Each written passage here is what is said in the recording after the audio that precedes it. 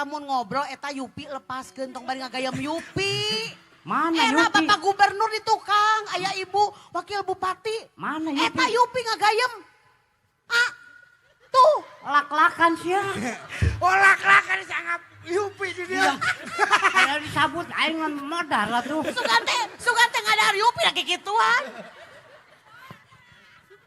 Aduh. Si Popon gelo. Eta ku Dia kadal. mah geus tadi nginjem odol ka aing teh. Ya mah asli, ya mah asli. Tadi kita modal gerak-gerak. Sia goblok. Aki, Aisyah nginjam odol ke Aki emang ku Aki odol dipake naon? Wah itu pohon. Si Popon gelo eta mah. Teu sadar. Aduh. Bebarengan ti Bareto. Paneng tara nyikat gigi. Aduh. Ngaruksak Aki mah. Ya, Ngaruksak industri. Nah, dengekeun ngarukak industri. Ngaruksak industri Aki mah. Nah, industri nah ngaruksak. Tanya heeh gara-gara Aki pabrik odol tutup. Be aya kena nu bareres. Ohang lumayan sakeselak lah.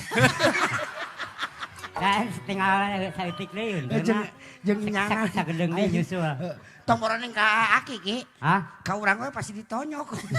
Lamun nyeum odol deh. Teu sadar eta mah refleks. So, bro. Bade sajak teh bade. Enggak. Aduh sajak di wae.